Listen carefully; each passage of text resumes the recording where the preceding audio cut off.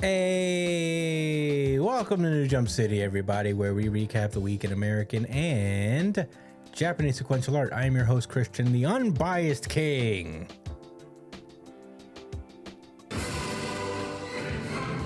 Espinal, and joining me through StreamYards, it is the man, the myth, the legend, the tank top sage in his tank top. It's Joshua Gangsta Time Cole. Oh, wrong one. Well, it's called Partner, That but one. it should be called Gangsta Time. Oh, you're muted, Josh. You're still muted. Wow, we all dropping the ball, huh? What up, man? Bro, What's good, I Chris? know you What were up, talking everybody shit. listening? You were talking shit muted. I didn't talk shit. I guess I'll never know. Yeah, I guess you'll never know. Also joining us today is our producer, Links. Edgelord Big News Brian. なんというビッグニュース What's up? Hey. We're back with a new episode. We intended to record one last week, but I had the technical issue, the kind of technical issue that, you know, was so easily solvable, but not easily solvable in the moment. But now it is easily solved. So, yay for us being back. How are you guys this week? Pretty all right. Pretty all right? All right. Harajuku Mound. What? I think that's my favorite title right now. It's Just Harukaze because- Mound, not Harajuku Mound. Come on, man. Excuse me. Come on, man. Honestly, it took me a minute to get used to saying the name as well. I had to practice it. I wonder what that means. I don't know either. I know kaze means wind. Or, yeah, kaze means wind, so I don't know. Spring breeze. Hey.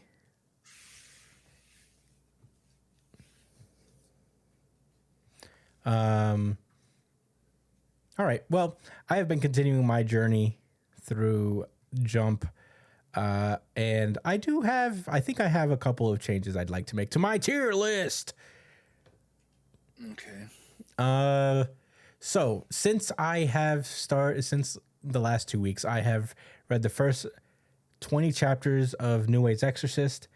So I'm ready to place it as I am chapter series that are much younger than it. So, New Age's Exorcist, it is decent. I like the art a lot. I think the art's very good. The story is, you know, nothing to write home about super, but you know, the characters are very good and there's like an interesting plot line there. I am okay with putting this above Hema 10 right now.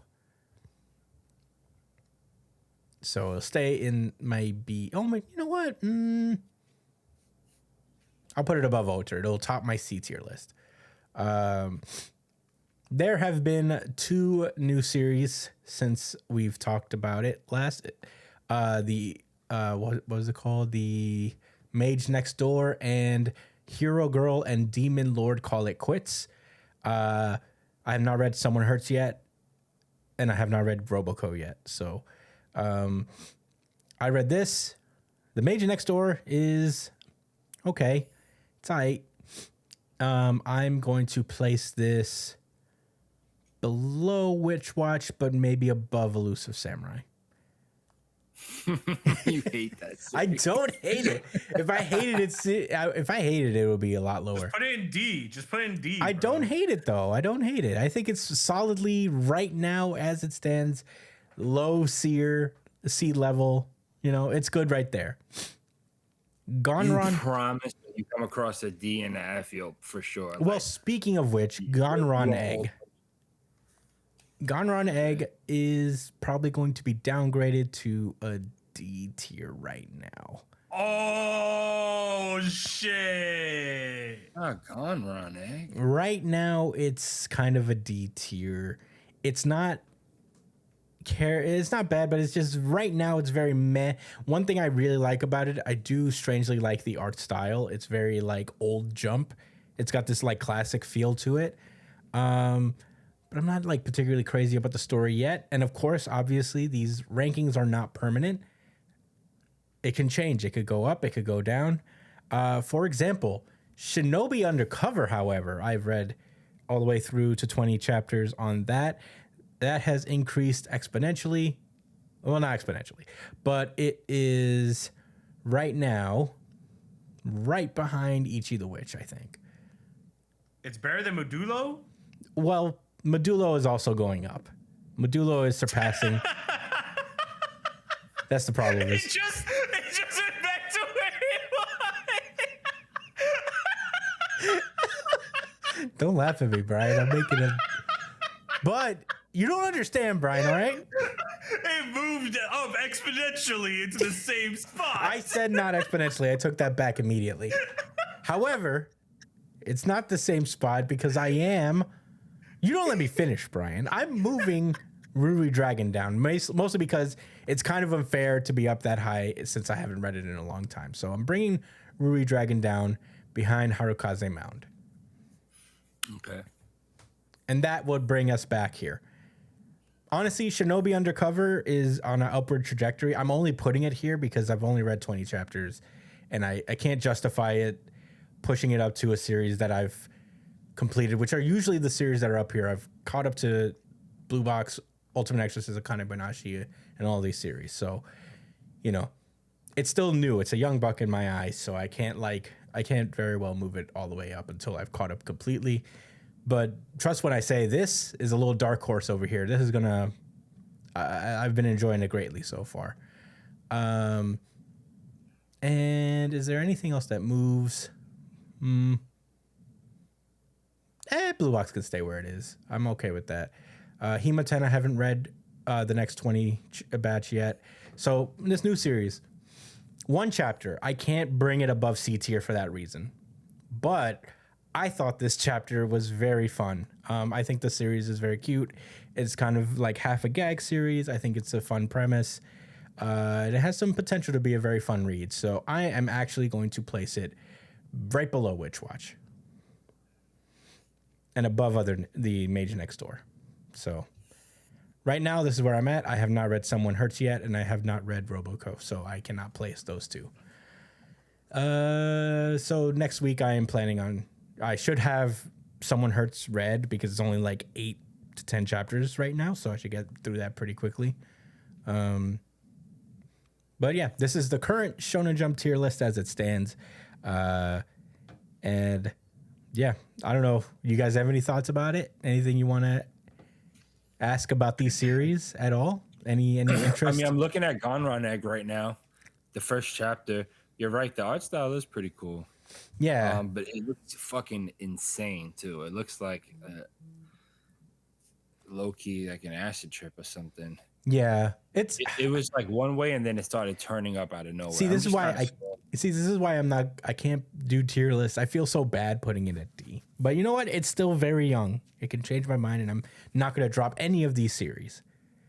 Well, it gets points for me, first of all, because I really like when series that have have their title name have a lot to do exactly with what's going on in the plot and the story. Yeah. Well, then you would love Demon Lord and Hero Girl Call It Quits because it pretty much tells you exactly what the series is about. That's exactly what's happening. They did, in fact, call it quits in whatever they are doing, right? Yeah. I think it's a worth Nice. read.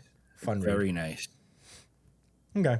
But that's Okay. That's Oh, Gonron got some shit going on, man.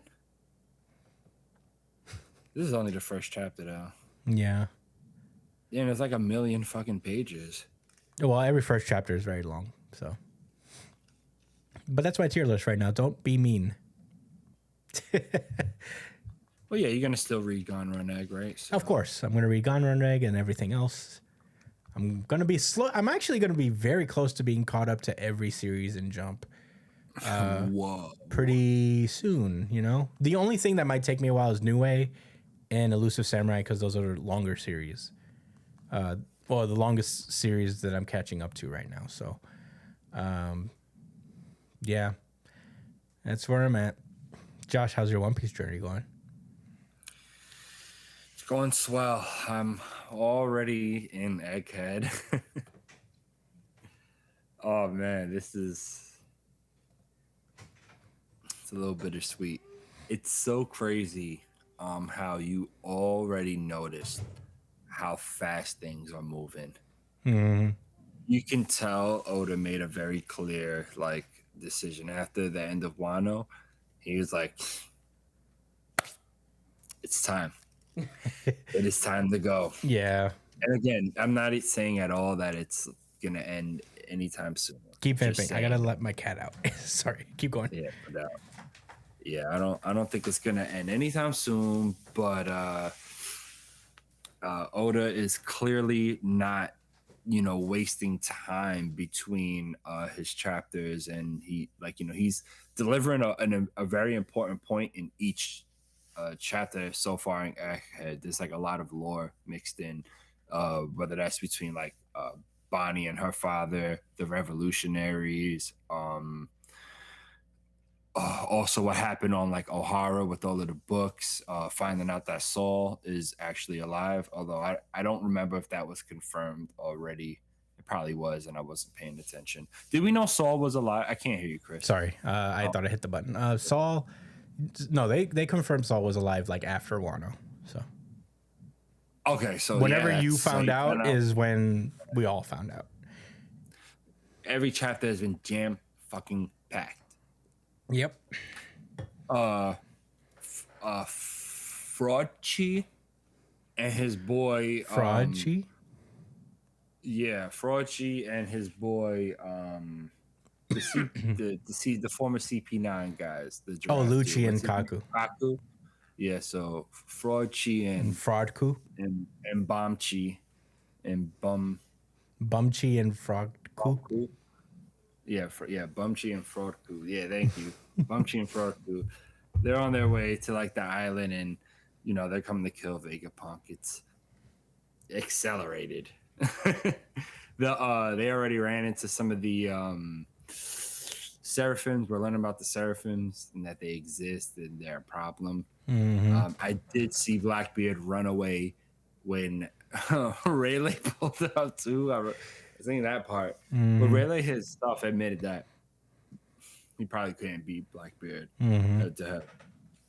But I still think Teach was smart to avoid that anyway. Yeah, he didn't I think want that's to deal why with it's that. lasted so long. He's smart. Mm-hmm. He's very different from Luffy in that regard. Oh yeah, Luffy would have fought Rayleigh if the tables were turned. Yeah, but Luffy has so much support because of his personality and the people he attracts around him. Whereas, like, you could tell Blackbeard has built his crew super similar to Rock's, where like he's generally cool with everybody. You know what I mean? It's not like I'm sure like Teach doesn't 100% trust everybody on his crew right now. No. But he trusts them enough to a certain extent where it's like, our goals are 100% in line for the most part. But I think we should definitely pay attention to like how in the recent chapters, Rock's crew is kind of just dissolving on their own without really that much pressure. Yeah. You know what? I mean, granted, I know the what's happening, but still. No, say what you. I think that's interesting because like they're built very similarly, but I think the difference is like, well, I don't know. Well, we don't know how like really Blackbeard acquired a lot of his crew. We know like the impelled down members of his crew, how he got them, but they all seem to have joined him of their own volition, whereas Rock's won some of these people off Davy back fights. Which is very funny to think that he won Whitebeard in a Davy back fight. That's crazy. Yeah. But yeah, I think it's interesting. I think they're built very similarly, but maybe there's just slightly stronger bonds within the Blackbeard crew than there are on Rock's. I don't know. Yeah, I wouldn't deny that. I just, I'll say this. I think that it appears that way. Like, Yeah. It's not like this. I don't think it's in between the lines. I think it's kind of just like his crew is displayed in a way. Like when I think about the people who are probably tight with him, I think about like the wrestler guy, the sniper, maybe the doctor. You know what I mean? But at the end of the day, these guys they didn't grow up with him. They certainly wasn't on Whitebeard's crew, right? No. I think that would have came up. We would have seen them on like some, side shit. They would have been in the background. They'd be like, "Oh, look, it's Augur." And No, they didn't grow up Jesus. together at all. Right. So they all joined for, I don't know what they went through, but like I said, these niggas might betray him. They could. Oh, pop quiz. How does what's that lady's name? The lady that was on Blackbeard's crew that was in Impel Down. She could turn Katarina? invisible now. Huh? Katarina? Yeah. Do you know how she laughs? No.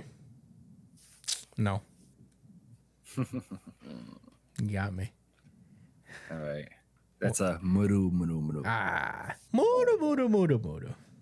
Something like that. I guess. I see. This is why I gotta watch the anime. I got this. Yeah, the anime is worth it for the laugh sometimes. All right, that's it. I mean, as far as where I'm at in Egghead, Lucci just pulled up. They just now pulled up, and they're learning about what happened with O'Hara and the books getting saved. Nice. Brian, how's your World Trigger journey going? It slowed down dramatically since I've entered the homework arc. I understand. It is slowed down so hard. I forgot how much I hated this part of the fucking series. I can't believe you hate it. Honestly, I was counting on you to see how this works in bulk. No. Like Listen, when you're binging it. I conceded before that yes, it is better when you're reading it in bulk, right? Like when you just keep working through it. But it just feels like it killed all the momentum that the series was kind of rolling with up until that point. Like, you're telling me I'm going from the fucking Ninomiya battle to homework? It just, I don't know, man. But I'm not saying that it's bad, but it's hard to keep my focus. Damn. But I will say they just finished their first special assignment where they're talking about like, oh, why do you think we shuffle squads or whatever? And the upper management for Border just finished talking about their shit, like why they think like who's what and stuff like that. And it kind of just occurred to me that I feel like Katori and Hana are gonna be very important characters in the future. Purely because they're the only, I'm pretty sure they're the only B rankers in like all of the fights that have backstories or that have had backstories been introduced for them. You know what I mean? Like part of the B rank war was their fucking backstory. That's true. That never happened to anyone else, I'm pretty sure. I think you're right about that. And again, Hana comes back once more. Management's like, wait a second, this lady's fucking smart as hell. What in the Really world? nice. She's nice. We should give her a job. For what it's worth, Wakamura also had a huge character development arc in this, story, and he's on Katora's crew. That's true. Not Katora. What's her name? Katori. The one you just Katori squad. The only one that hasn't had like a big jump yet is their attacker. What's his name? Miura. He's like really timid. Yeah, he's like the timid guy in the group that's just like, hey, come on, guys, let's all be friends. Yeah. He's the only guy who hasn't gotten much shine yet, but the rest of Katori's squad. I don't think he's in the OA mission. Yeah, now you mention it. I don't think so. Hold on, let me double check that. Yeah, I don't think he is either. Because I don't remember a Miura. Yeah, he's going to be a teacher. Wakamura is going to be a teacher. That's the only thing, is I may leave him behind because they're building up that you may just be better off teaching.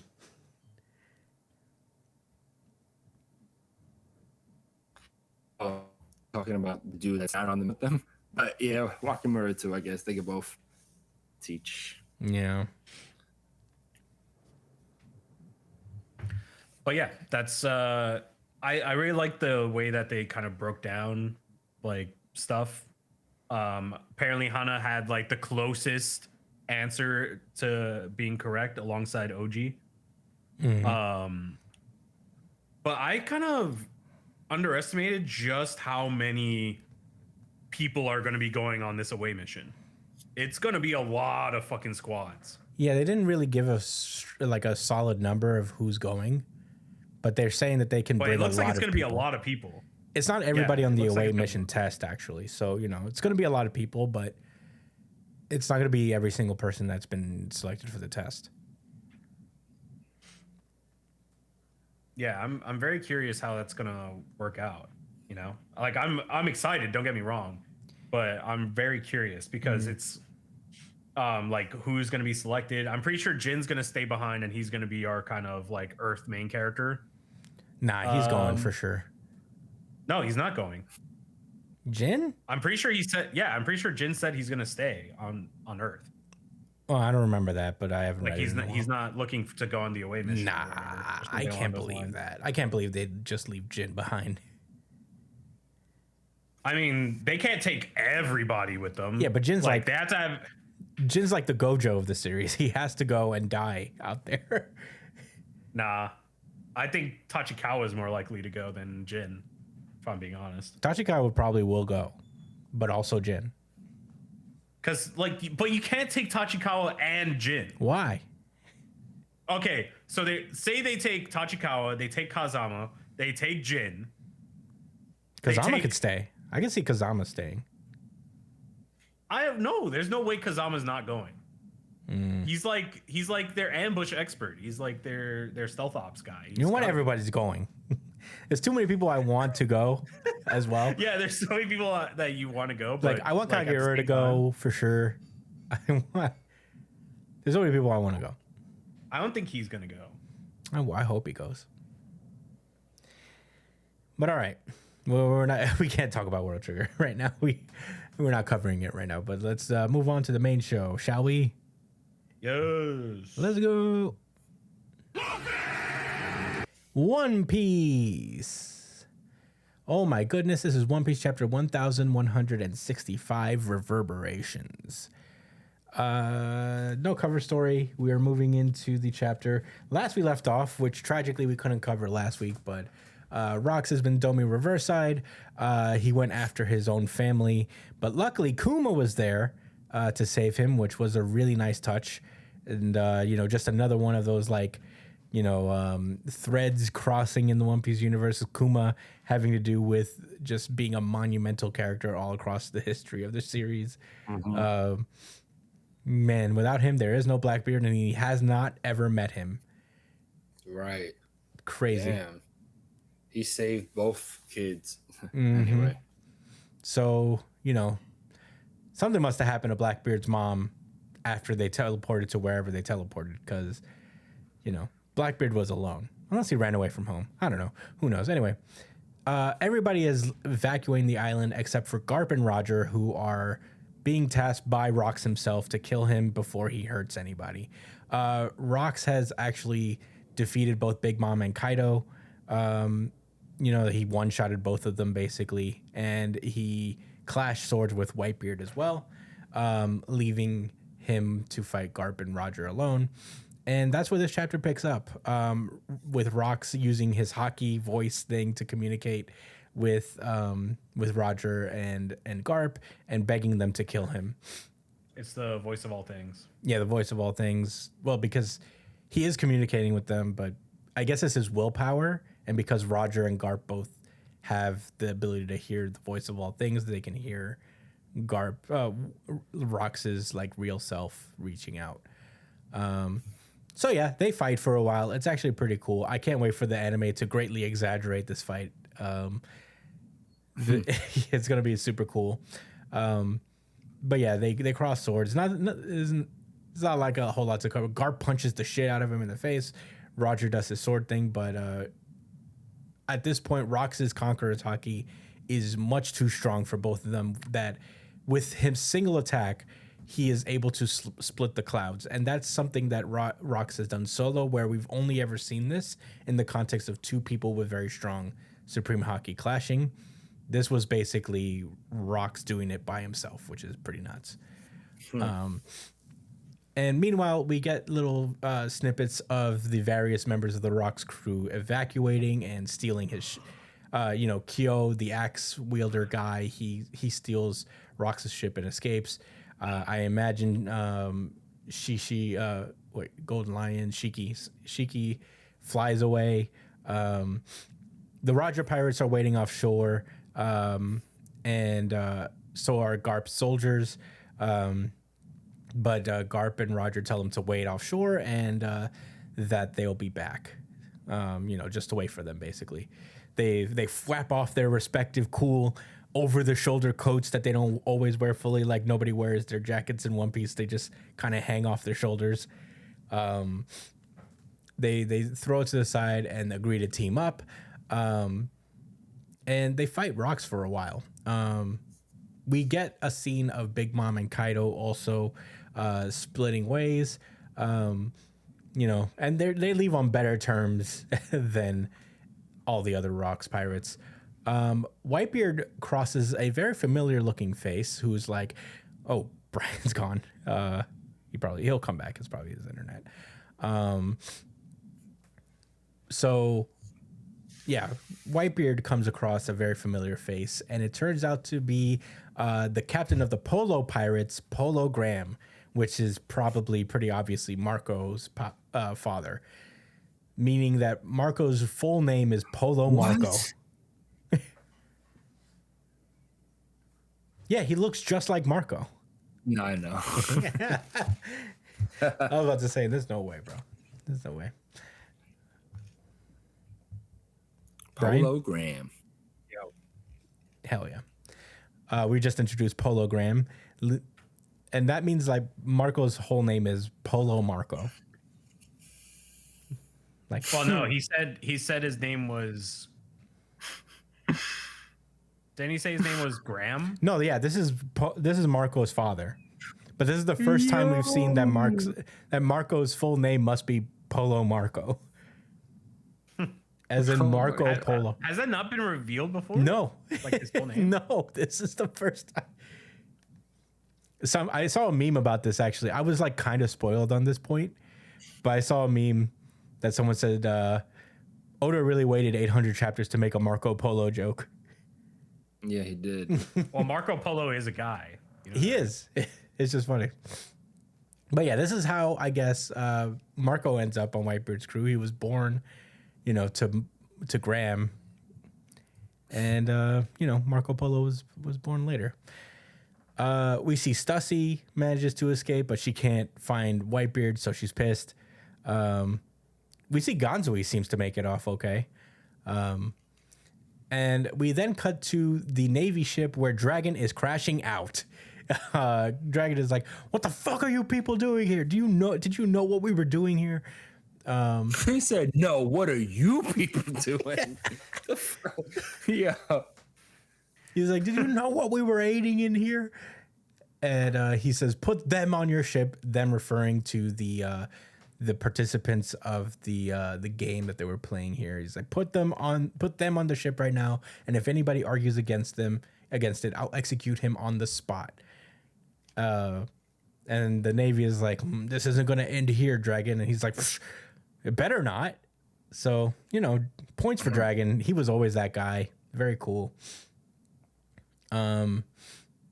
So we see that Rayleigh and Gabon also got off the ship, probably to go aid Roger. We see a world government ship sailing away with Emu still possessing Saint Saturn's body, looking on and saying that island will have never existed. Understood. So I guess they plan on destroying the island at some point. We then get a narration as the battle continues, saying that the God Valley incident, S-level top secret classification, records of clandestine operations and special hazard pay for naval base G11 and cipher pole number 6. The what? His special hazard pay is taking me out. Yeah. Registry of participants in the human hunt expunged. Site of event God Valley. Island location, population details erased, and the number of fatalities is unknown.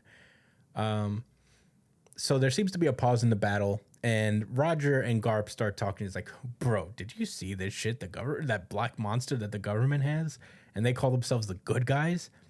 And Garp's like, "Man, I can't believe it either." And Garp, I think Roger assumes is like, "So you're like quitting the Navy now, right? Like, you're like quitting now, right?" And he's like, "Don't be an idiot. If I quit, who's gonna watch out for the rank and file?" And Roger's like, "All right, anyway, let's find out how to beat this guy."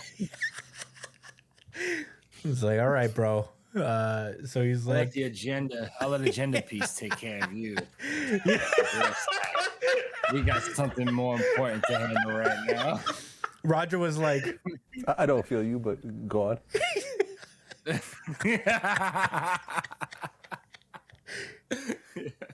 yeah, Go on. yeah. So, Roger's like, the audience will take care of you. But he's like, first of all, he talks about how the color of armament is a power that doesn't yield to devil fruits. And on top of that, what I was reading the color of the Supreme King. So there's no way it couldn't have hurt him. And Garp was like, yeah, but like he was also using Supreme King hockey too. So like they canceled out. And Roger was like, yeah, but no, if we both use the most Supreme King hockey, it will take him out. And Roger's like, true. So, they both try to use this is their ultimate attack. They're putting all of their Supreme King hockey into it as they're loading up as Rox approaches. And they're like, listen up, Rox. I don't know what to say to you. I don't know what happened to you either, but there's one thing I do recognize. I recognize your sorrow. And Roger's like wiping his tears, just like, don't cry. And he says, gotta fire. And Roger loads up Infinitum. And we get a 2-page spread of both of them unleashing their ultimate attacks, which interestingly enough, Roger's ultimate attack is God of Fire Ace and, Garp's Infinitum Explosion. As Rox falls, the narration continues to say that the government attempted to cover up everything that happened here, but the downfall of Rox D. Zebek and his lawless band of followers, the Rox Pirates, who wreaked havoc on the area, cast unmistakable reverberations that shook the very world. And man, that was One Piece chapter 1165. Josh isn't here, so I think I'm just gonna pass this one over to Brian. Brian, what did you think about One Piece? Josh is back. Oh, Josh is back. Do you want to go first, Josh? Yeah, I go for it. Thanks for stalling for a second. All right, RGC, without a doubt. Yeah. What about you, Brian?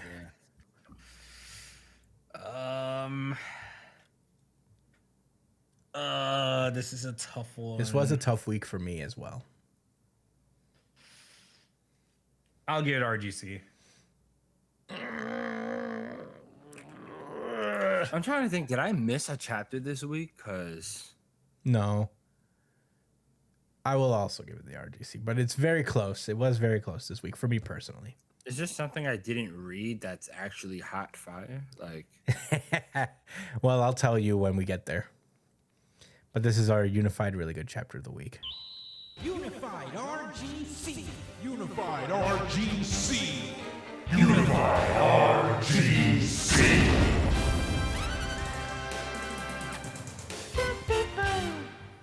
Go on, Josh. I'm really intrigued.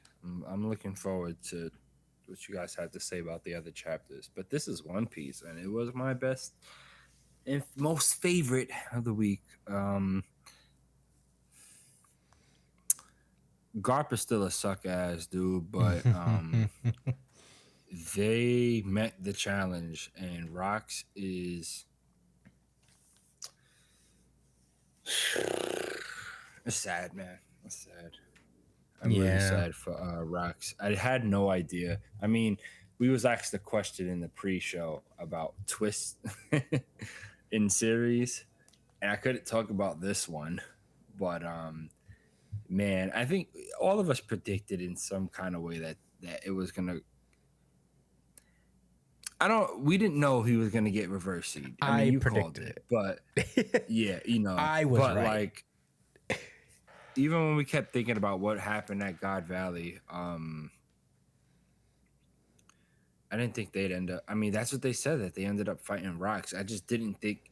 It's funny how that is exactly what happened. They didn't lie about that, but it was about the details, which is, I guess, enough. But anyway, I mean, the chapter itself, like the art, like the actual action was tough. I think.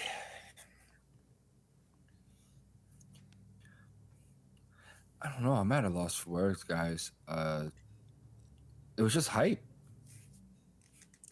I don't know how else to put it. It was hype. They went for the fucking super moves. I mean, we got a clear announcement that, you know, this event was covered up, and how Dragon immediately became radicalized as soon as he got off the island. I mean, right there, he became Dragon the Revolutionary when he put a gun to that dude's face. They just said, "Oh, this isn't gonna end here." Like, bro, like, you don't see what the fuck is happening. Like, you guys wasn't about to leave a whole bunch of people to die because you got some type of orders. Yeah, that means a lot. They did plenty with Dragon for me. You know what I'm saying? I have some more thoughts about Dragon, but I'm gonna say that for after the rest of this fight. God of Fire Ace as a special It's a move. very nice callback. Very cool. Not only is it a callback, you know, when you think about Nika, like the sun god, right? He had the bungee powers, right? Nika model, he's a rubber man, you know? So what the fuck does that have to do with the sun? To me, the biggest thing is just fire. We already know Luffy could do like a Red Hawk, like turn himself into flames and shit, right? And I think Joy Boy or whoever it was that that Nika is based on from back then, you know, had a lot of fire in his abilities. And I don't think it was just Joy Boy. I think people with fire like abilities is really important for the series. And the reason I'm even saying all of this right now is because what I just passed on my like One Piece reading journey after they left Wano was them talking about a man with a burned scar. You know, I think that has something. I think this is somebody that maybe is ancient and got into a fight with Joy Boy in the past or something like that. Just a wild guess. I'm just throwing that out there, but I don't know. It was just the fact that like Luffy reminds a lot of people, like takes after Roger, like based on a lot of people that was around him, you know. And you see how his special move was a fire attack. I just think that's significant. I think that it's deeper than just him naming it after his son. And the fact that Ace, you know, was so free and helped like a lot of people out. I mean, he was in Wano. Essentially, he was ready to be a hero for them. You know what I'm saying? And he could have been considered a sun god, right? For them. Yeah. And, you know, I guess a handful of other places that he's been, but whatever. I don't want to keep carrying on. The other thing I wanted to talk about, as far as Dragon goes, I have a feeling he's not really like a fighter like that. Right. And I'm only saying it this way because like I'm sure he could scrap and has like a huge, you know, amount of power through his like fruit. But I'm not expecting him to have any long drawn out fights with anybody. I wouldn't be like mad if something happened to him. I know like we're talking about the future right now, but I just see that Dragon, if he wasn't a fighter, it would be okay. You know what I'm saying? Because the reason he's the world's most dangerous man is because of his ideals and the actions he's taken. You know? And he is really similar to Luffy in that regard, how truly the heart of his movement is his team. I mean, everybody else around him pulling their weight Mm-hmm. more so than they would by themselves. So whatever, just some general thoughts on Dragon. I really like this chapter. I mean, the little flavor shots of like the other people around the island. This little exchange between Big Mom and Kaido too. It was, you know, it was a little funny knowing that they both just got fucking smoked. Yeah. But it also makes sense why they linked up together too. It was it was deeper than just rocks. They also had a little personal relationship with each other. Mm-hmm. All right, those are all my thoughts. Was you gonna say something, Chris? No, I'll save it for my my thoughts. Okay, Brian, what were your thoughts on this chapter? Oh my god, Rox. It's so sad what happened to Rox, dude. I can't, like, seeing him like crying. Oh my god, that shit fucking hurted. It fucking hurted. Like, you kind of expected that he would be dummy reversied, but like at the same time, it like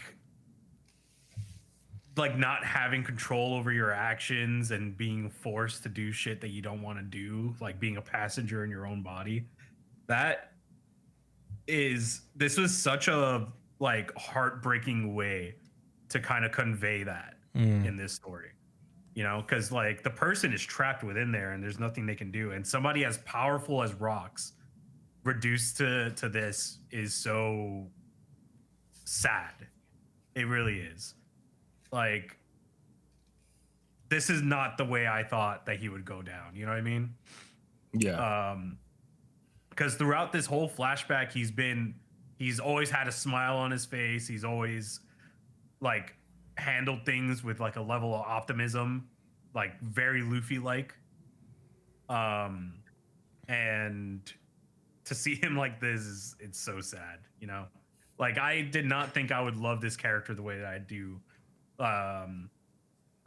until this point. Oda's truly like an expert, like truly the greatest to ever do it, because like Kagurabachi does do things like this where they'll introduce you to a character and then you're like, okay, that guy's really fucking cool, right? But Oda just said, hold my beer, little kid. Here you go, Squirt. Hang on to that real quick. And he just told this guy's whole story, and it was done in such a way that you were like, damn, it sucks that we're gonna have to say bye to him now. You know what I mean? But I guess his story's not over because Blackbeard is taking it on, and it seems like it's a bastardization of what Rock stood for. And I don't know. This was a tough, even though there was so much cool shit going on, this was a tough read purely because of Rocks. But yeah, those are my thoughts. Yeah. To build off what you said, Brian, I think like the thing that Oda does, and we've mentioned this before, is the technique that he uses a lot. He's very good. The reason he's like very good at this is that he puts in the time to like introduce characters not through the context or through the eyes of our main characters, but they like through how the world has perceived them first, and then we get to see who they really were. So you know, really the time, the difference between One Piece and a lot of manga is time, and just the amount of energy you put into not foreshadowing per se, but like, you know, building your character in a way that you can only do if you've built your world to this degree. And it's the kind of thing you can only do when you've been going for 24 years. So, you know, it's not really even a knock on anybody. It's just like the way Oda is constructing his story and the time that he had to do it really sets it apart. And, you know, it is very smartly done through the idea of, as I've mentioned before, the idea of the manufacturing consent. So, of just like how the government has lied about how people are or how certain events went down, and then juxtaposing it with how sympathetic the people involved really were. You know, it's not an easy way, but it's like, you know, it's a very smart way to get someone on your side in terms of storytelling and writing, and Oda's very good at it. A couple of things I wanted to point out in this chapter. I had one disappointment in this chapter, and that's why I kind of like struggled with giving this my RGC. And it's honestly the reason I decided to give it is that it's kind of a minor issue, but there's one thing about regarding Whitebeard that I felt was a little off. Like, I know the whole Rocks pirates, the whole point of them is that they're not very close and they're in it for themselves and they're all very selfish and they're not beholden to Rocks. But it's been built up a little bit that Whitebeard and Rocks were a little closer. And given how Whitebeard is with family and, you know, how deeply he comes to care about people, I felt it was slightly out of character for him to leave this easily, especially after staying to save his family, essentially. It felt slightly off in that regard, and I wish he had stayed a little longer, maybe was knocked out for the remainder of this fight, because for a minute it felt a little out of character for Whitebeard to just leave Rocks behind, given how it seems that they were closer than the other Rocks pirates were to Rocks. That's really my only gripe.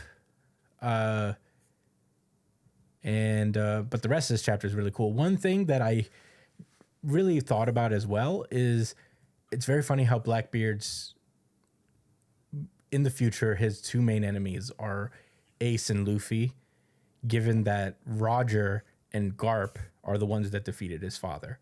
So it's almost like kind of that parallel in that Ace and Luffy defeated Rocks in that sense, where like it's, you know, those lineages defeated Blackbeard, and then Blackbeard would then come to be the catalyst that brings the end of Ace and would later be a huge problem for Luffy, like his main obstacle down the line. So, and I don't know how cognizant or how intentional Blackbeard was with getting Ace specifically, you know, is because he knew that he's Roger's kid and Roger killed my dad.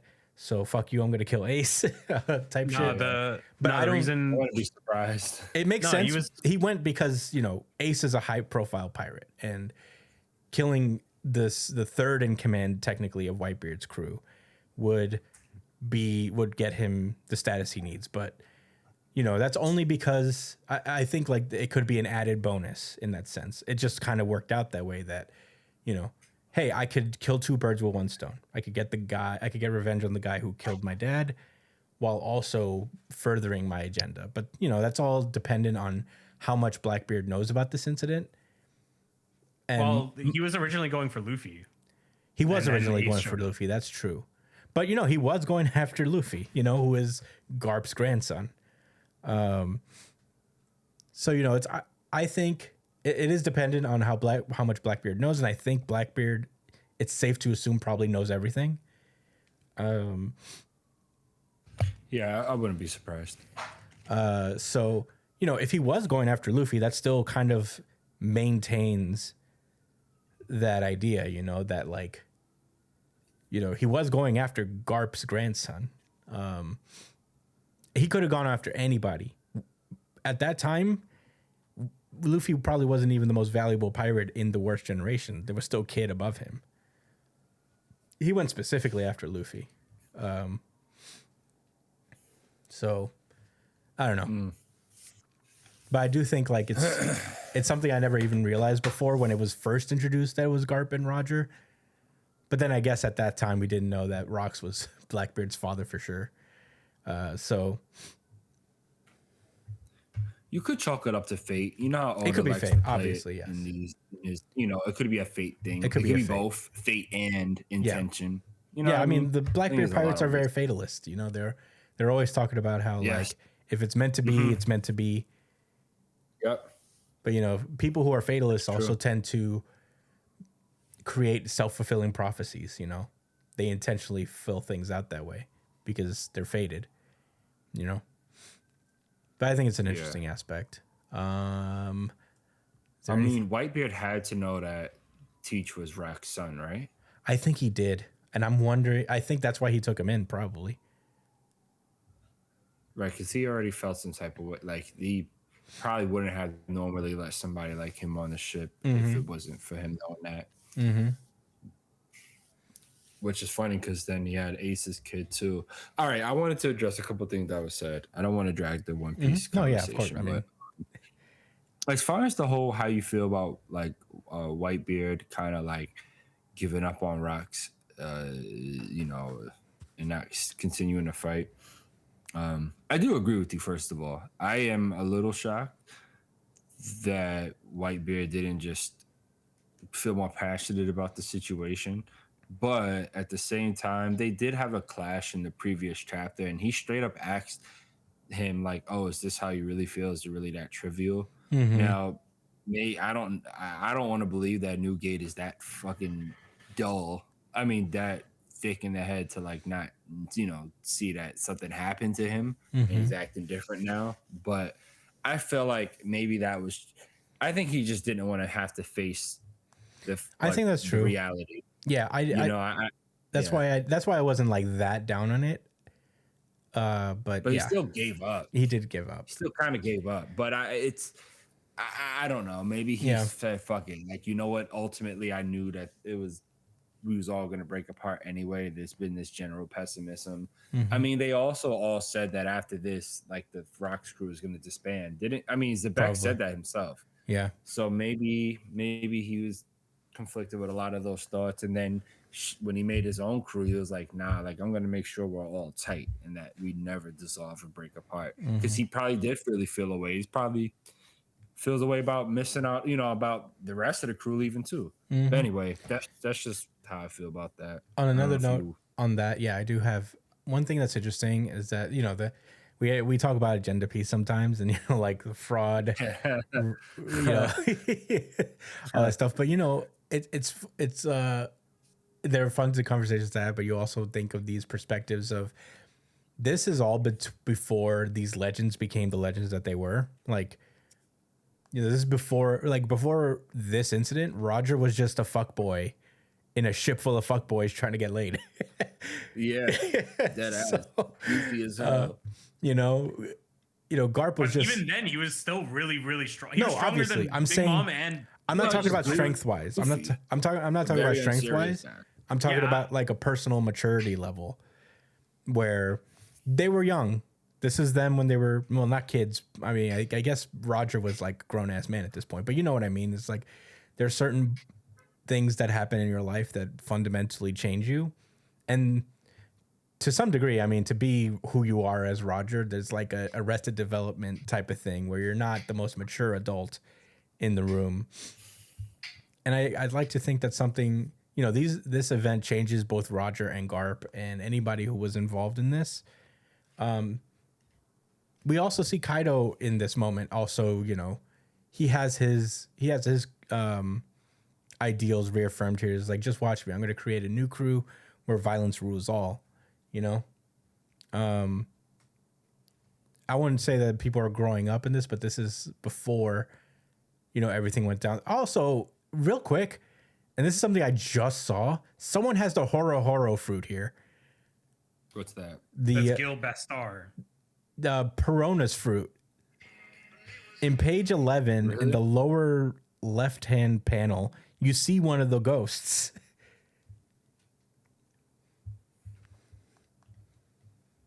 Yeah, it's Gil Bastar. Who? He's a character from one of Oda's one-shots. You said before. page 11? Page 11, bottom left, where Stussy is like, where's Newgate? 11. Am I looking at the right one? Because I feel like it's also the pages don't line up. 12 for me. Yeah, Okay, it's like one off for some reason. Yeah. Where do you see Perona's ghost at? In the same panel as Stussy and Gansui, you see the little ghost there. Oh, and I guess it's with that guy with the shades. Yeah. Yeah, I just noticed that. That's funny. Anyway, sorry, that got me off track. But, you know. Yeah.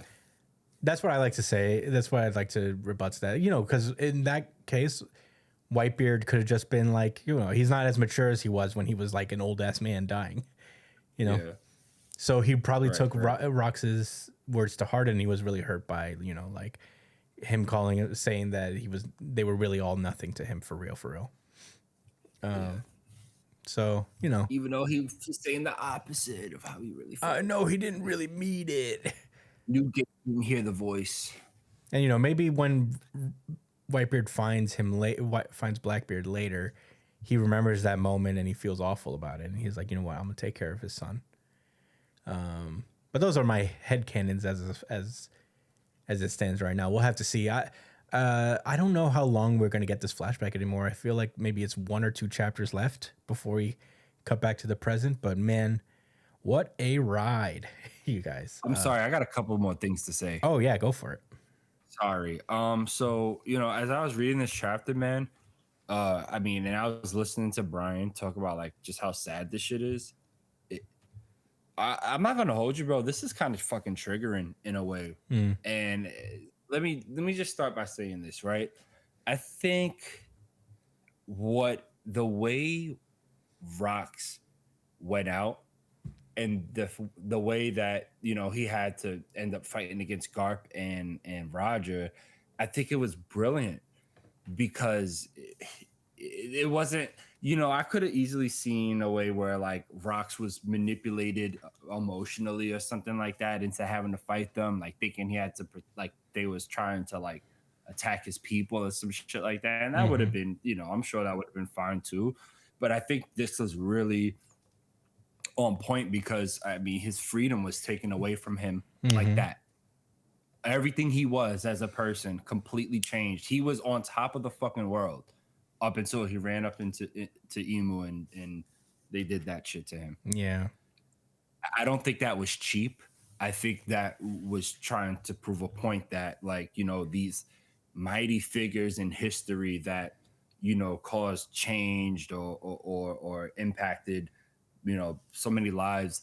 At the end of the day, they're just people. And you can, they can die. I don't know how else to say it. Like they can just, get killed just like that. And not even just get killed. It's also like reduced to like puddles of tears. Yeah, and all. Yeah, right. He got killed because of what happened to him. So yeah, you're absolutely right. And I can't help but think about like what the series is trying to say about freedom and the people who fight for it and those who are against it, and then just think about radical figures in history that got killed by state sponsored violence and such, like political violence, etc. And it's important. It's just crazy how we're talking about like their children too, like later on in the story, and like how their legacies. And we all know Otis saying how these things don't die, how like the spirit moves on and like I guess the good fight or whatever like reincarnates and continues to fight against like the evil, etc., etc. It's just, this was a really powerful chapter in that regard. It broke everything apart. He wasn't a force of like Rox wasn't a force of justice or anything, but he was a deterrent to the powers that be. And Emu was just completely said, nah, all right, that's a wrap. I'm sorry. Like this is crazy. Like this was a whole event. They made a game out of committing genocide to this group of people that clearly, when they found the island and found out who it was, I'm sure Emu was like, absolutely, go do it. You want to make a game out of it? Fine. Just make sure they die. Well, they do this all the time. You know what I mean? They do this shit all the time. Right. Well, when he found out, I'm just saying as far as like the coincidence of it, you know what I mean? It just so happened he found the Davy clan. Emu was like, oh, that. yeah. And he was like, hell yeah. So, and that's what made this different from any other quote unquote slave event. You know what I'm saying? Where it just so happened that it drew the attention of Rox, who was like the biggest fucking pirate at the time. So they turned shit up. And his whole legacy got squashed in one day, in a matter of probably less than an hour, where all of these events started unfolding. Completely fucking insane how it was. How people have no idea like that this was all caused because literally because Emu and the rest of the Celestial Dragons felt like, yeah, it's all right to kill these people and we got to do it. And it was off of a grudge. They weren't actively doing anything to harm the world government other than maybe not paying a heavenly tribute, which, come on, it's not like they actually need, right? I mean, yeah, I get that. So like all because they felt like they could do what they want. That someone's legacy seemingly got wiped out. But that's not what happened because Blackbeard is still strong and kicking. And I don't know, like the other thing about Blackbeard is that like clearly he's not a force of justice at all. Neither was Rox, but he had his own, he has a code. I think the same way Teach has a code, but Teach's code isn't about like keeping things stable. You know what I'm saying? For the sake of others. I don't know if Rox was either. I mean, I know he was fucking with Emu or whatever, but I think Teach is gonna be the true villain of this series, and it's gonna be because he's the product of consequence. I think they're gonna mop up Emu. I don't think they're gonna be the threat that we all are trying to build them up to be, and I think really Teach is gonna just be the product of these consequences. You know what I'm saying? And it's gonna throw especially with the amount of power he has. All right. Yeah, I've said enough about One Piece, bro. I mean, no. I'm running crazy now. No, you're fine. It's just like, I think it's a foregone conclusion that it's possible Blackbeard steals Emu's powers because he's the only one who can steal their powers. So, you know, and then he'll be the big. What did bad Rock boss say? again. I would be back here. I will be back. Be back here. Oh my god, it's gonna be crazy. One Piece is so good, man. Yes, It's too good. That's why it was my RGC because it made me think about. I know. Yeah. All right, I'm ready to move on. Yeah, you ready to move on, Brian? Any rebuttals or anything? All right, let's move on then. Bloody Cross. Sakamoto Days. This is Sakamoto Days, chapter 236, Car Wash. So last we left off. I just realized that was the chapter. Sorry. Oh yeah, no. Last we left off with Sakamoto Days, we saw that it was the siblings from the Assassin High School going up against the Teen Titans, and they were having a rough go at it because the big brother of that duo is incredibly powerful. But that we ended that chapter with the big brother realizing that Sakamoto is actually heading towards them. So no bueno. And we opened this chapter with the guitar guy walking around outside when a car pulls up to him and says, "Get in, loser. We're going killing." And we cut into the truck, the ambulance where Sakamoto is, where Kendaki, I think his name is, or Kendaka, Shin, and Atari are there. Boiled is driving, and they're like thinking, we're not going to get to the JCC in time. Get ready to fight. They're coming, and right on cue, we see the electrical guy. I think his name is it's not Gaku. Gaku was the guy who got killed by Nagumo. So the electric man, he pulls up. And he's drinking a fountain soda, and then he immediately just crashes through the windshield and ends up standing right above Sakamoto, emoting. And Aura farming. Aura farming for sure. And he's like, dang, he's alive with that wound. And Shin immediately tries to attack, but he dodges, kicks him out of the truck. Get down there, little boy. Some random pedestrian grabs Shin out of the air as he's falling. And he's like, whoa, kid, where'd you come from? Watch out. And even Shin's like, thanks. Who are you? I thought this guy was actually going to be a guy, but he is not. He's very definitively not a guy. He's At just least some. not in this chapter. Yeah, he's just some dude that drives a truck for a living, and he caught a grown ass Reminds me man. of the girl in that car. The Yeah, yeah, filthy yeah, yeah. slob. I think he's getting really brazen with these civilians that are just. Yeah. He's getting a little I'm crazy. seeing a theme here. Noticing a He's pattern. just making these weirdos out there, and I think it's very funny. But anyway, Electric Man is about to do his electric thing when Kindaka just like face palms him out of the truck into the car right next to him in the next lane, and unfortunately for him, that car happens to be Torres's car. And he's about to do his sand gun thing. And he's like, oh, brother, did you have to do that? This is my personal vehicle, man. And before he gets hit with the sand gun, Shin and that truck that saved his life crash into the side of the car. And it happens to be a fire truck. And he grabs the hose from the truck, slams it into the car window, and starts filling it up to the brim. Rockstar Man and Torres are drowning. Torres looks over to Rockstar Man. He's like, but really saying, do something. And Rockstar Guy goes, drop D. And he does a cool guitar thing that flips the top of the car off of the car and frees them from the watery jail that they're in. And the chapter ends with Kindaka and Shin staying behind to take on all three. A 2-on-3 moment here.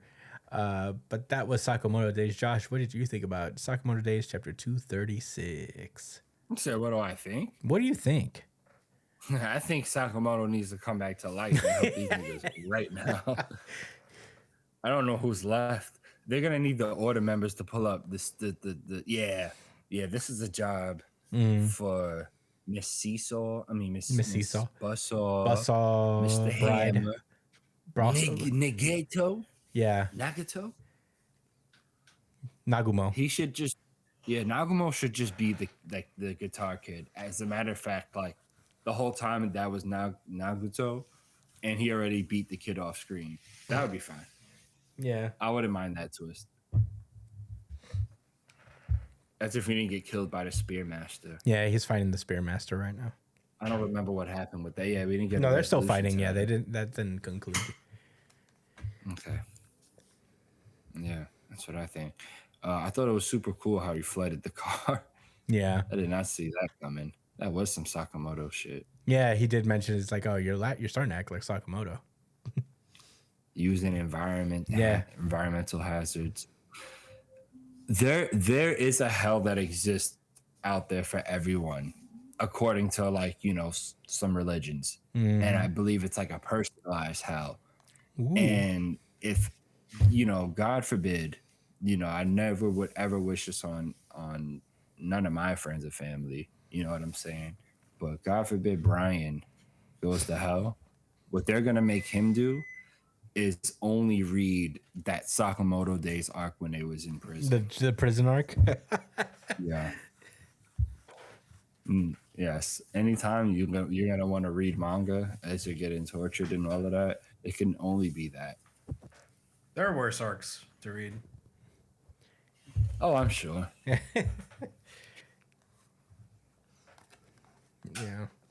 Well, are those all your thoughts on Sakamoto Days?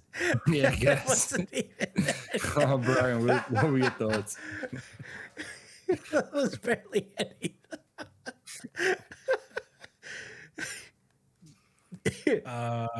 This chapter was it's good to see that the series is finally acknowledging the fact that Sakamoto and Shin have some similarities in the way that they fight. I mentioned it before. I'd like to take credit for that. That they're very. He takes a lot of pages out of Sakamoto's book, and he. I feel like he's a little more creative with the. Well, not creative is what I would say. I'd say, like the solutions that he finds from the environments around him are different from the way Sakamoto would, but they still use the world around them to fight in some ways. Like during the museum, like when he tricked the guy into going to the fountain and then shocking him. Like Yeah. Sakamoto wouldn't do that. Sakamoto would like find some other random shit and just beat the fuck out of him with it. Yeah. Yeah. I think But- Sakamoto's more of a technician, like with the stuff he uses, and Shin is more of Yeah. a strategist with the environment. Sakamoto, exactly. Sakamoto would just find a park bench and then use it like a sword. It's like this is a park bench sword, and But it's nice to see like Shin is like, it's finally being acknowledged that he is very Sakamoto-esque. Yeah. In the things that he does, and it kind of, I feel like, is building up to the fact that Sakamoto's probably going to retire at the end of this, and Shin is going to take over and be like whatever future there is for assassins. Oh yeah. I mean, Sakamoto never wanted to do this in the first place. He retired already. He's technically right now retired. They're just forcing him back in. Well, they're planning to do something with like the Sakamoto chain or whatever, right? Like They would just make it stores. They just want to make stores. maybe they'll end up being like an anti-assassin organization that Shin runs. But those are my thoughts. I don't have too much to say. This is a fun chapter. I too don't have much to say, but I thought this was very fun. I'm excited to see this a 2-on-3 fight, but you know, making Kandaka there to kind of even the odds will be really cool. I'm excited to see what this guitar guy can do. I remember, You're gonna do dude, ever since he strummed Boyle, I thought that shit was so funny. He's like, he strummed he did like this to a man. Yeah. This is some of the funniest shit. Yeah, I'm like, I just want to see what else this guy could do. But yeah, I also don't have too much to say about Sakamoto Days. Very cool action. I don't know who's left in the truck to have a one-on-one fight with. Boiled is the only one left. But he's driving, so I don't know if he could fight really, unless he leaves like his wife or Atari to drive or something. But yeah, I'm excited to see what's up with Sakamoto Days. And nothing else to write home about. Shall we move onward to the next one? Yeah. All right, let's go. We call that easy money, GG. A Jujutsu Kaisen. This is Jujutsu Kaisen Jujutsu Kaisen Modulo. Sorry. This is Jujutsu Kaisen Modulo chapter 10. And last we left off, we got the conclusion to the flashback regarding Cross and Maru's backstories.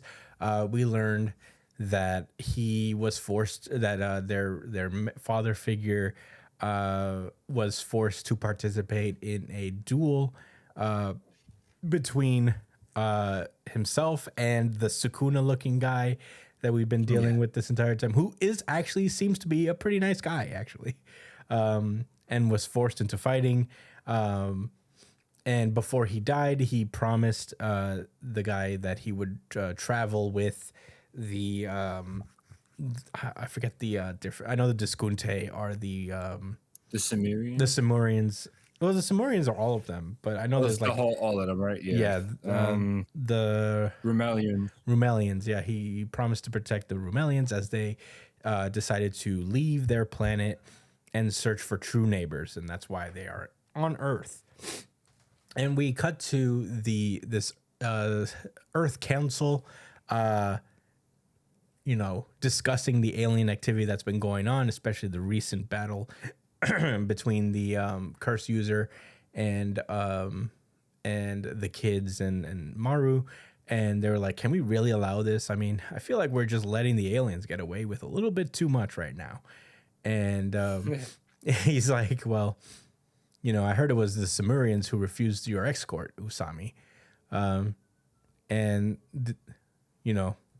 there's like all this happened when both sorcerers were incapacitated. So Special Envoy Marulu stepped in to resolve the situation. But then there's this other guy who's like, well, when the second year Tsurugi Okotsu attempted to intervene, Marulu tried to harm him. And I guess Usami's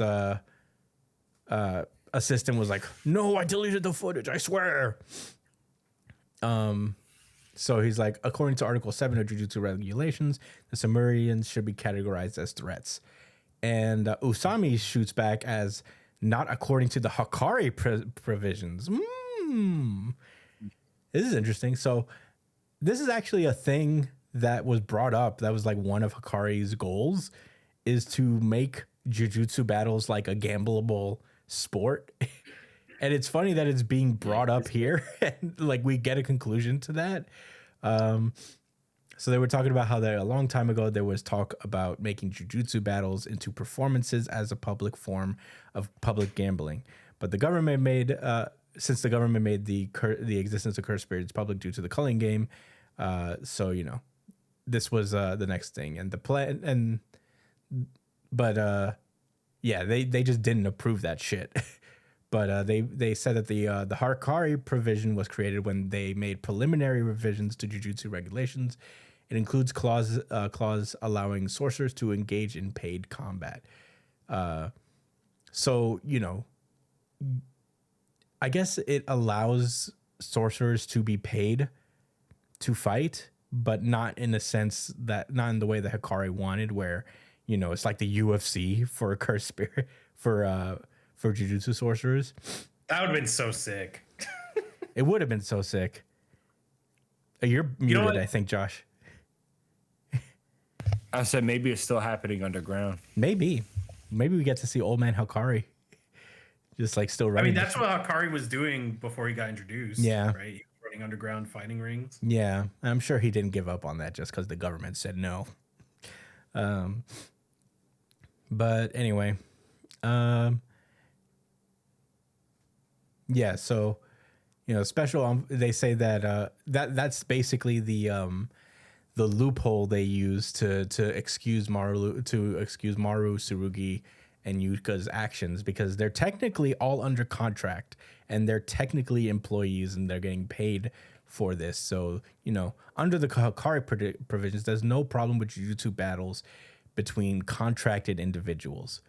And we cut to a little flashback-esque thing where they made Maru just sign a contract so that he's able to fight with impunity, I guess. So, that pretty much solves their problem. But yeah, they basically say that like one of the humans says like we don't know that, but they're like worried that it should be a known fact the Sumerians wield cursed energy, and like, well, we don't know that they can all wield it.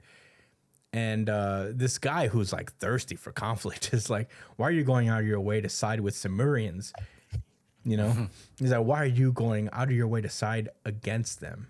And Usami's like, why are you going out of your way to side against them? He's like, because in diplomacy, once they stop taking you seriously, it's all over. They've already kept us in check once. It's time for us to demonstrate the power of our own deterrent. We need to find Yuji Itadori. Bro, they said it. He's around. And he looks pretty young. He doesn't look super old. Yeah, I mean, we don't see his whole face, so maybe this is just like a little silhouette. But still, his skin is fucking. If he is 80, that's like he's got a good routine, he bro. has great skin. Maybe he has great routine, huh? He exfoliates, bro. Leave him alone. So Usami replies like, it's all over once they stop taking it seriously. Sure, that may be true for an individual or private company, but that doesn't apply to international relationships. He's like, if you want to stir things up just to feel like you're getting something done, that's your business, but don't drag the rest of us or the country into it. And this guy got embarrassed. He's like, kill them all. Yeah. And then we cut back to the Samorian ship. and we get this. I forget who this guy. I think he's that guy that Cross punched a long time ago in the flashback, where they're like, why does an outsider like Deborah get final say? What's the point of the decisions and the vote then? He's like, I'm sick of these brats. I hate Cross, especially the way he thinks he could walk all over me. Salty. Yeah, he's very salty, and he's like, just stay calm. The decision maker can only veto a council decision twice. I think this old. I just realized this old man isn't the guy we've been.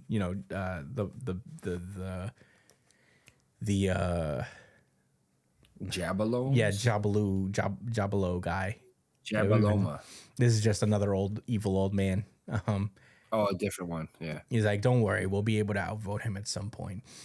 And this guy's like, well, if you try to play nice, aiming for coexistence, then they'll just think that we'll get weak, that we're weak, and we'll get stolen from again. But this time we'll be like the Deskunte, and we'll never let anyone steal from us again.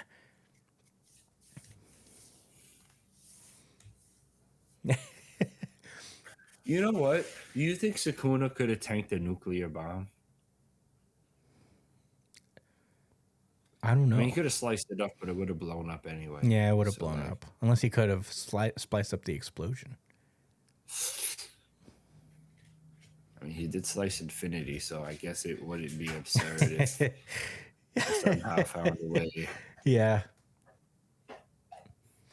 Anyway. He would definitely cheat on the way to do it, to achieve that. That's one thing I know. No, Sukuna would make a binding vow that nukes couldn't hurt him.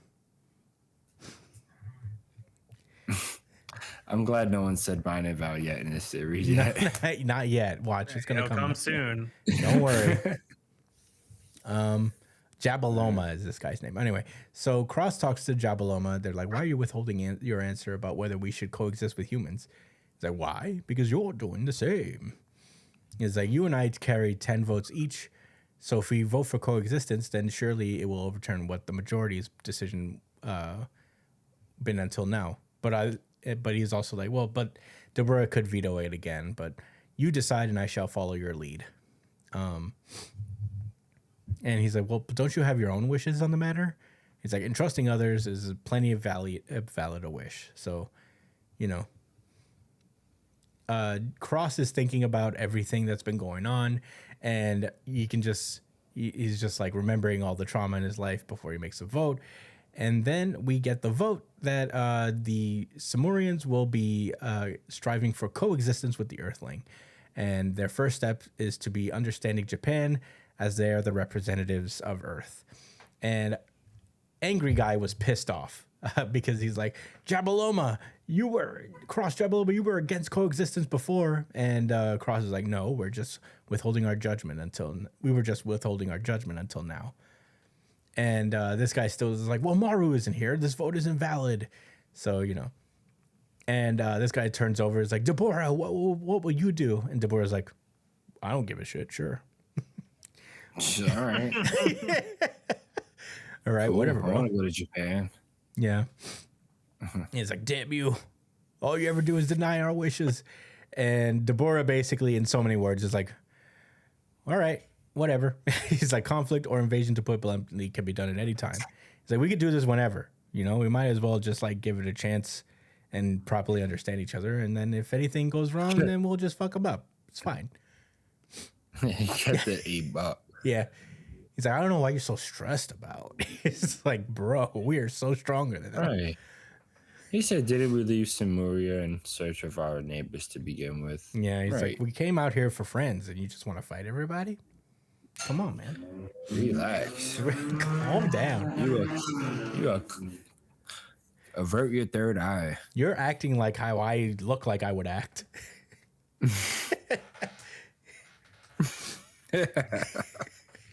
That's good.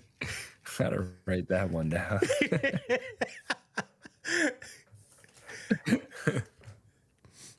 Well, anyway, we cut back to Earth, and Jabaloma is like, well, they talk about Kalians, and Yuka's like, I guess they explain the entire story to them, and Yuka's like, well, Kalians eventually die, right? So every time Kalians die, Remulians is like, actually, Kalians are immortal, so they don't die from natural causes. They can only be killed. I was like, wow, no wonder you treat them as sacred beasts then. And Usami's like, well, regarding the culture explained, I think a dinner party might be good. What do you think? He's like, hell yeah, let's fucking party, bro.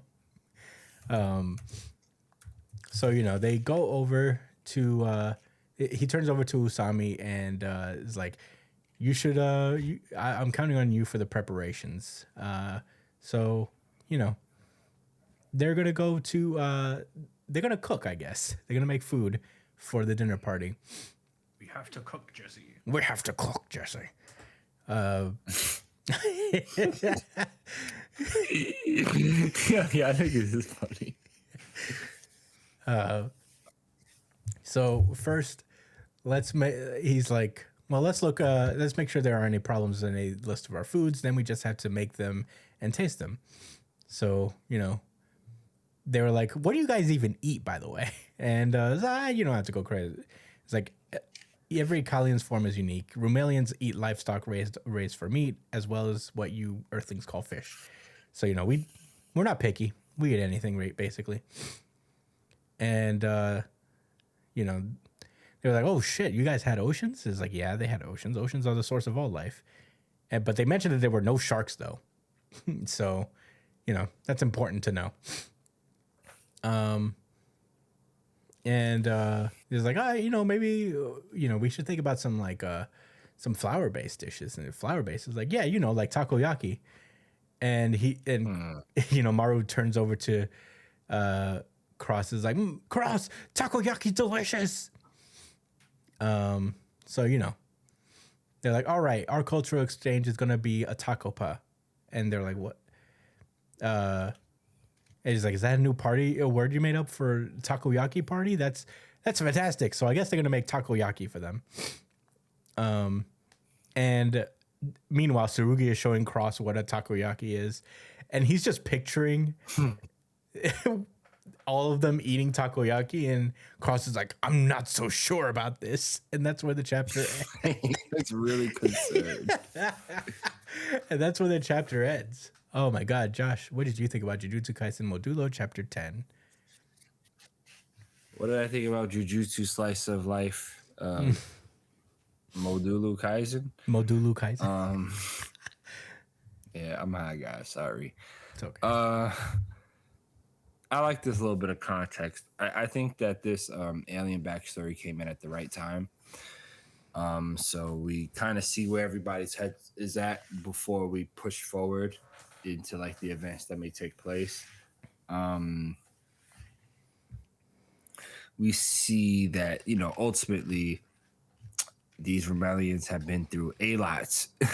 And then the guy that made shit even worse for them is leading them of his own will, who wants to help them, but it's definitely an awkward situation.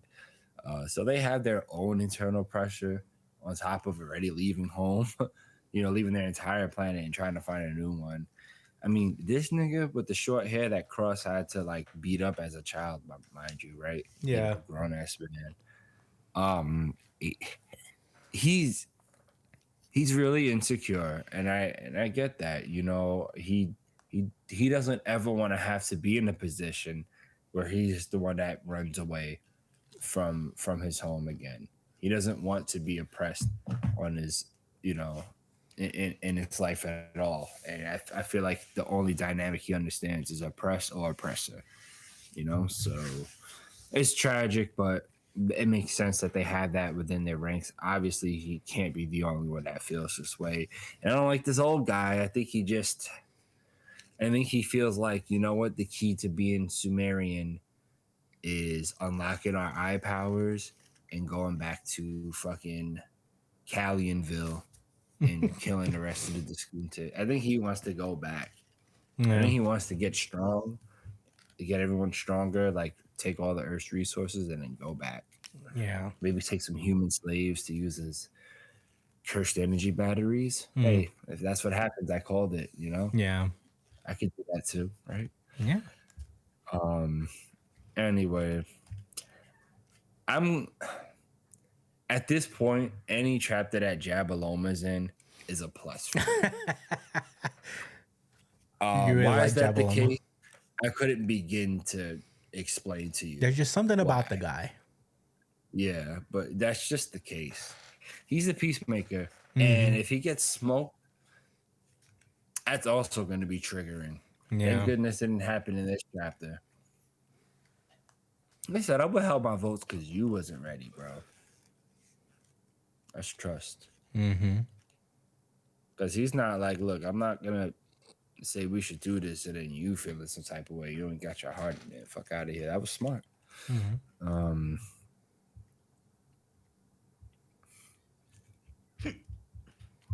I think clearly the in the beginning, the guy that they that what's his name? Are the quote unquote good guy that was arguing with the Warpath fiend. The good guy? You remember his name? Talk about Deborah. I'm looking for his name. Deborah? Right now. Usami. Thank you. Thank Oh, you. Usami, Okay. yeah. No, I'm talking about the conversation. Oh, at the end of you're chapter. the Yeah, humans, yeah. yes. So, yeah. Yeah. So, yeah, with the humans, the dude that Usami was arguing with, I think he's clearly he's there, you know, because he's there because of somebody else's will. As far as like, you know, I'm pretty sure there's a group of people letting him know, like, listen, you need to push for us to like fucking fight with them, you know, because they don't, you know, they probably want to be able to use the resources to put Japan in a stronger position because they're in kind of a vulnerable state with America. I mean, that's the way the series position them, right? I mean, and they're kind of forced to be like the what do they call the envoy country? And I'm pretty sure that's against Japan's will. I'm pretty, you know, as tight as they are about their culture, I'm sure like people don't love that idea. Well, I don't know how popular it is, but they were like because they're the representatives because they are kind of the center of cursed energy. So, yeah, you know. Well, no, that's the reasoning, but I'm sure they're still salty about it. Like, I'm sure if they had it their way, they'd be like, nah, fuck out of here. We don't want to do that shit. Or we'll meet them somewhere else. Yeah. We'll go to them. You know? Let's bring them to fucking Australia and we'll meet y'all over there. You know what I mean? So I say all of that to say that clearly, like, I think he's going to represent that, and that's going to be the antagonistic force within the humans, and probably it's going to revolve around wanting to colonize like the aliens in one way and or strong arm them into sharing their technology, etc. I like this chapter. It kind of ended a little weak for me, but I guess it was a little funny. I don't mind. But I just really like the politically charged part of this plot. Yeah. Obviously. Yeah. So, series been on a high note. And make sure Jabaloma is in it at least every other chapter. And everything will be okay. All right, Brian, what were your thoughts? I'm just so hyped that my boy Yuji might make an appearance in this fucking series. That's what I'm looking forward to the most. I'm pretty sure like there's a strong chance that he's still like pretty young looking purely because of his genetics. Like, cause he's a cursed death womb, right? So yeah, he is a cursed death womb.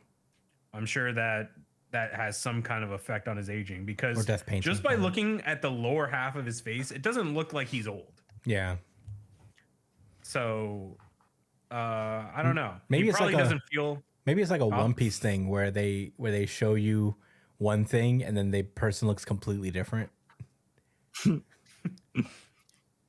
Maybe, but I'm sure he's not happy. I'm sure he's not happy about outliving all of his homies, though. That's probably. Well, we don't know that he's outlived everyone.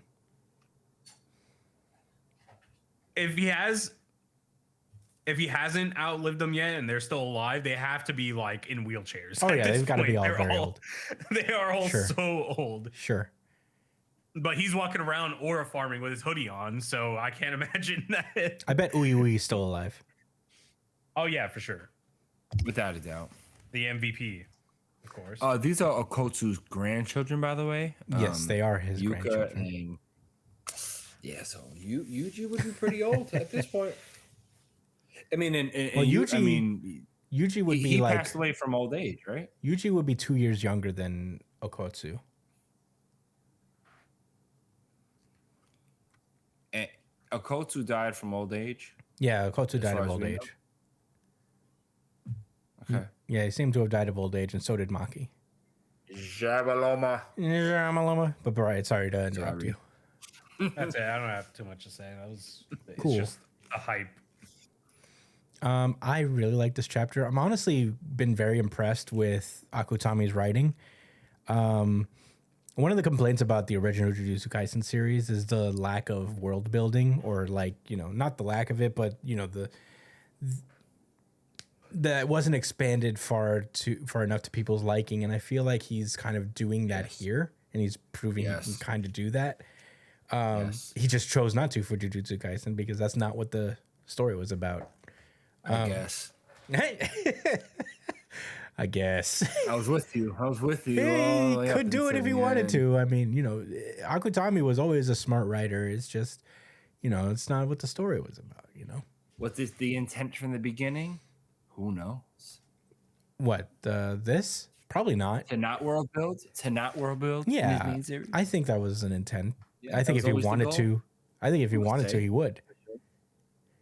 Maybe he He centralized felt a change of heart at some point. he centralized the power system to a single country, basically. That's a how much he decision didn't made wanna- later on. That's how much he didn't want to world build. He was like, "Nah, fuck out of here. It's just Japan." Don't you think this is One Piece?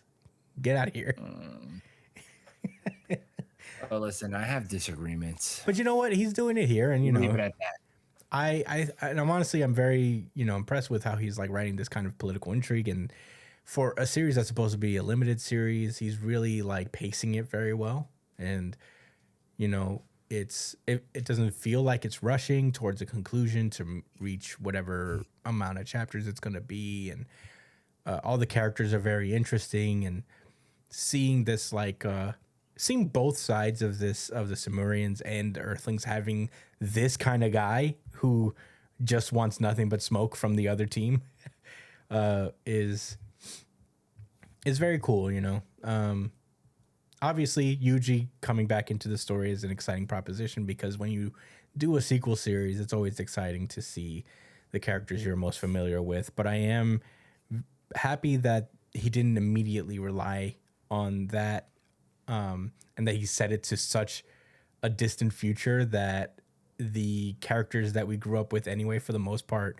probably wouldn't even be a factor in any significant way, except for Itadori. But yeah, I'm excited to see how Itadori fits into all of this and how much he's changed over the years. My guess is that I wouldn't be surprised if he hasn't really changed much at all, and he's still kind of the same guy. But yeah, I've been really enjoying this, man. Jujutsu Kaisen Modulo has officially grown on me, and I wouldn't say it's on the level of its predecessor quite yet, but it is getting there. As you saw earlier, I think I did move it up this week in my tier rankings, so It's good. we'll see. It's very good. Yeah, so I'm enjoying Jujutsu Kaisen Modulo. I'm excited for the next chapter. Any other rebuttals before we move on to the next one? No. Jabaloma. All right, let's move onward. He said, "Is this ice? Dickhead, is it cold?" Kagurabachi. And with that one, I'm going to pass this one over to Joshua Cole. Well, thank you very much, Christian. Kagurabachi, this is chapter number 99, actually. No, it's not. No, I know. We actually have chapter 100 this week, but I want to start with 99. Do a little quick recap because we missed last week, just to get y'all up to speed. So remember the Black Sand kid who started going fucking crazy? Very He's, cool. imagining his dead homie as Very a cool. manifestation of his Black Sand sorcery power. Cool stuff, in my opinion. I think we all agree here. It's very cool. Very cool. hype. Very cool. Very cool. Agreed. Very cool. He made one of the clutch plays of the arc and instantly spotted the one of the Hishaku members that controlled the counter barrier that's keeping out Chihiro and Samura from going crazy and GG easy money in their crew. But We call he that thought he easy finished money, the kid off. GG. Yes, sir. They thought he finished the kid off, but it turns out he could regenerate. And before, I mean, they really give their all, and they actually are able to decapitate the kid, only for him to be saved by Yura out of nowhere. It's crazy because he got his head chopped off, and then he caught his own head, and it was just like Yura said so it has to be true about him being the strongest. Actually, I have some thoughts about that. I'm just gonna say it now. I guess we could discuss it later. I think he's a manifestation of Yura's power, the same way how like the Black Sand dude is manifesting like his person. I think he's like real. He's made out of like plants or something. That's just a guess. He's a plant. But anyway, yeah, I think he's a plant. He's been at this plant so long. He's a plant. Because that's right. That's why he's like a doll. He's like a plant, like a substitution jutsu doll or something. You know what I mean? Just with more life. Yeah, I couldn't say. I'm gonna stop now. Yeah, so anyway, I will cease now. That's enough out of me. Yeah, I'm just gonna quit there before I make it even worse. Yeah. So anyway, like I already mentioned, as they're coming to terms with the fact that this child might be immortal, Yura comes out of nowhere, and he's carrying Azami's arm. That was very significant and very sad for me. As he waltzes his way through the through the Kumanabe headquarters. And he makes it to the chamber where which is, I guess, above where the Shinichi Swordmaster is, whose name is Akamura Soga. Is that the first time they said his name? I think so, actually. I don't remember that at all. Yeah, But I think he's this is the the first time they sword-bearer. mentioned it. He's the sword bearer of Magatsumi, the Shinichi. The strongest. And this is one hell of a chapter, if I say so. He basically starts communicating with the sword master in his like lowly chamber, and we get a little bit of context about him, like kind of reinforcing the fact that this dude has been down there in isolation for a long time, and there's I guess there's like most people believe that he went crazy, that like the reason why he caused the malediction is because he had a insane moment, or maybe his mental health deteriorated to such a point. I guess he's very surprised when he goes to try to sense the Swordmaster down there, and this guy is very up and spry, stretching. Bro's already doing and stretches. speaking to him in full sentences. And guy's like, I haven't spoken with anyone in a long time. Is it cold out there? Yeah. Well, Soga, I'll tell you this. It was cold outside today, bro. It wasn't that cold in the morning. Cold. And then when the afternoon hit, it got fucking Dude, I was freezing. outside at that time, and I was like, whoa. What? That cold smacked the shit out of me. Mhm. And it was after Windy. It stopped It was raining, windy, too. That's what's crazy. That's the thing. It was wind. Yeah. Made it worse. nasty day. So Gross. Akamura Soga, if it was anything like it was outside today in New York, you probably want to stay in your chamber. But he's been there for years, so I could understand him not minding the weather. Anyway, you're a stun. Because as he's about to say, he believed because all of the scholars said that he was insane.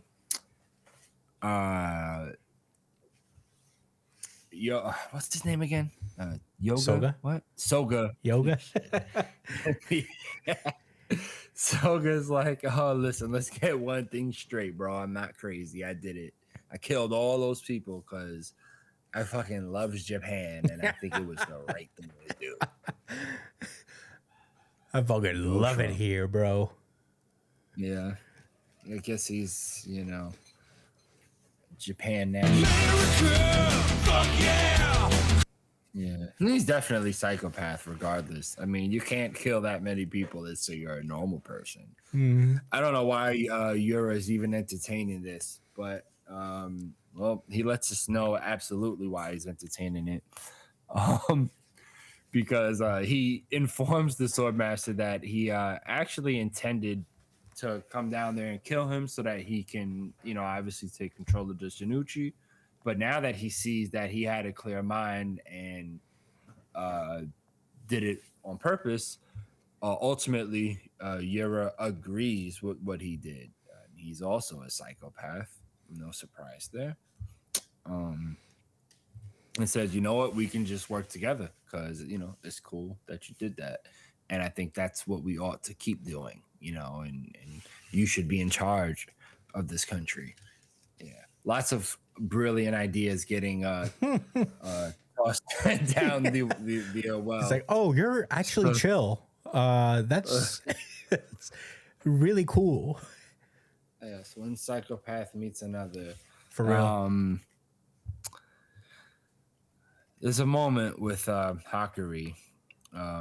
He's seeing how one of the sorcerers is just in agonizing pain because of the Shinichi's abilities. He basically got attacked with Leech Seed. That's the best. If anyone watched Pokemon, you know how like when they use Leech Seed and the seed sprout on them and it's sapping their strength. It's like that. You know what I mean? But way, way worse. Yeah. But he also notices that like the sorcerers aren't dying immediately, like how the auction, the guards at the auction was, because they weren't sorcerers. When the Shinichi's power got released on them. So I guess that's why some of maybe the heroes that we didn't want to see dead aren't instantly dead yet. Speaking of people that aren't dead yet, Azami. well, let me not get ahead of myself. Yura goes on to say, I'm sorry. Yeah, I already said everything that he said. The Yoga's, the Shinichi sword master is. Yoga Soga, same thing. No, it's not. Yoga Soga, same thing. Damn it, Soga.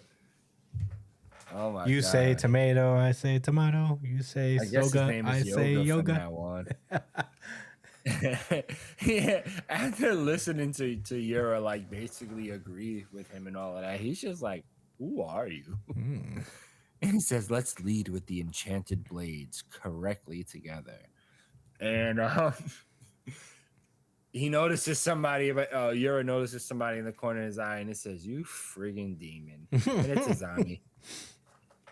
Now it's a psychopath party. Yeah. Because this guy says that's right. And dashes right at Yura. He blasts off his other arm. He is now armless. With Yura blasts him with a dragonfly, but Azami responds with a swift heel kick right to his face as he tries to say, "You're a walking corpse." Blow! He kicked in your fucking mouth. And and he's like, might as well become a demon. As we see him, I guess, in the room. I don't know the significance of this. It's like moment. a little We'll find out. flashback panel where he's thinking of Yeah. Chihiro when he was a kid. And Is that what it was? yeah. Yeah, after Rokuhiro died, I guess. Mhm. The father. Yeah. Oh, I missed the bomb, by the way. This guy, Akamura Soga is actually Rokuhiro's brother, which would mean that is Chihiro's uncle. Yeah, I don't think it's missed his that. like actual brother. I think it's his like. People are saying that he's an in-law, so he's like Chihiro's mom's brother, and that's the prevailing because they don't have the same last name. Chihiro's uncle, then basically. Yeah, still Chihiro's uncle, but not like blood brother, Shinois. like brother-in-law more. Okay. Yeah. Okay. And then the very last page, we see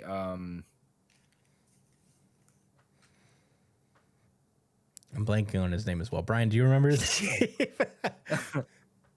Teleport Man. Well, he's sitting there Shiba. at a desk. Shiba.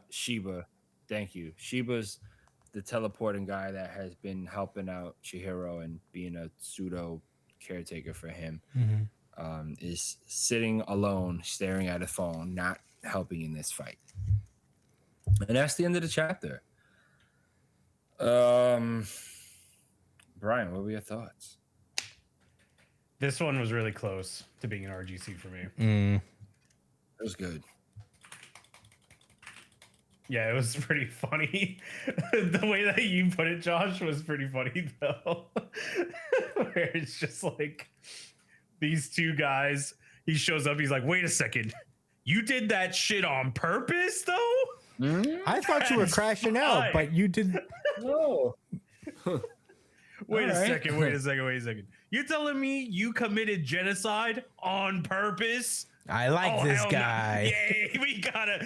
For a second there, I thought you lost your mind, but like, wait a second, you were locked in. I can't respect a man who committed genocide by accident. I need a guy who did it on purpose and with a sound mind and body. I was looking for some real shit, and I found it. But I think it's pretty interesting that like characters can come in with one idea in mind, and then things just change, and all of a sudden things are more complicated than it originally was. Like, it was not in the cards for me that these guys were going to team up, and I still don't think that's the case. Right? I'm pretty sure that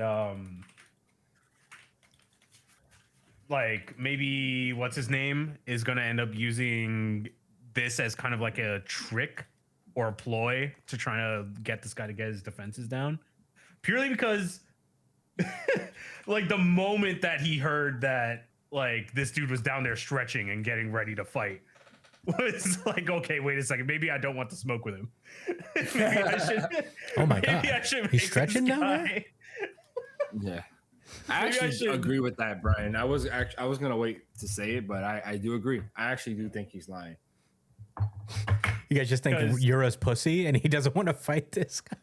He realized Well, he that was just wasn't. like I actually did not think about it on that level. I just thought he was clever. he just saw him Like, stretching. He was like, I don't want any part of this actually.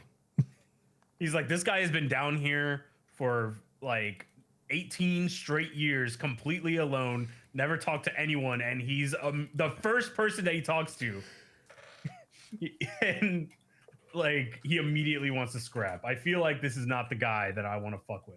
Yura wasn't gonna win that fight, I'm pretty sure, if he went down there. So this feels like he was going for the next best course of action. So we'll see how it pans out, but I don't have too many thoughts aside from that. Yeah, I really thought the perspective shift was interesting. All jokes aside, I didn't think that's where it would go really, but I think it's a really cool thing. It established first of all Soga as like, you know, an actual true villain for the series, like the big bad behind everything. So that's one. Giving him like, you know, he's obviously crazy, but like making him more of a sinister kind of crazy is probably a little better. I'm cool. I very like. I thought it was a cool twist of him being somewhat involved with Chihiro's family. I think that adds a little bit of extra drama to it, and I enjoy that. I had something else. Hold on. Damn. I don't know why I lost my train of thought there. Oh, I think Yura's gonna die for sure.